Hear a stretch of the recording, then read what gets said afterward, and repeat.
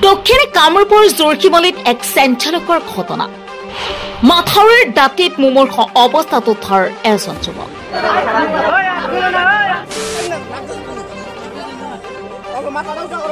কোনোবা দুৰ্বৃত্তৰ দলে হত্যাৰ চেষ্টাৰ চলোৱাৰ অভিযোগ ৰাইজৰ। দক্ষিণ কামৰূপৰ জোৰকিমলি আৰক্ষী চকীৰ অন্তৰ্গত পৌৰাণকুচীয়া প্ৰাথমিক বিদ্যালয়ৰ স্থিত মথাউৰিৰ দাঁতিত এজন যুৱকক পৰিকল্পিতভাৱে কোনো দুৰ্বৃত্তৰ দলে হত্যা কৰাৰ চেষ্টা চলায়। হাত ভৰি বান্ধি অজ্ঞাত অৱস্থাত মাথাউৰিৰ দাঁতিত বোকাত পেলাই থৈ যায় যুৱকজনক। মাথাউৰিৰে গৈ থকা কেইজনমান লোকে হঠাৎ প্ৰত্যক্ষ কৰি যুৱকজনক উদ্ধাৰ কৰি গৰৈমাৰী পুখুৰীপাৰ প্ৰাথমিক স্বাস্থ্য কেন্দ্ৰত প্ৰেৰণ কৰে। জানিব পৰা মতে যুৱকজনৰ নাম আলী আকবৰ হুছেইন, ঘৰ টেকলিপুটা কমলাপুৰৰ বাসিন্দা হয় আৰু তেওঁৰ বেজৰ সুতি তিনিআলি বজাৰত মোবাইল মেকানিক হিচাপে কৰ্মৰত।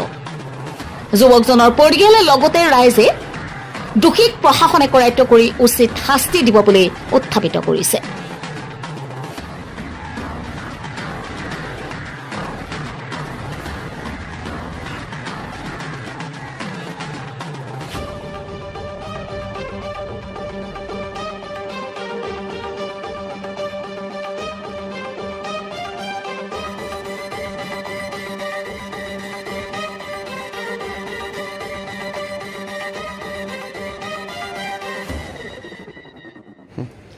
আলী আকবৰ এতিয়া আমি যেতিয়া খবৰ পালোঁ তেতিয়া লগে লগে আমাৰ কিছু সতীৰ্থই বা পৰিয়ালৰ মানুহে মিলি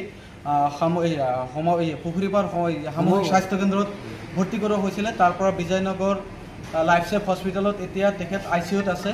গতিকে তেখেতৰ কাৰণে আপোনালোক চবে দোৱা কৰিব, প্ৰাৰ্থনা কৰিব যাতে তেখেতে অতি সোনকালে সুস্থ হৈ উঠে আৰু যিসকল লোকে তেখেতক প্ৰাণ মৰাৰ এই চেষ্টা কৰিছিলে সেইসকল মানুহক চিনাক্ত কৰিব পাৰে।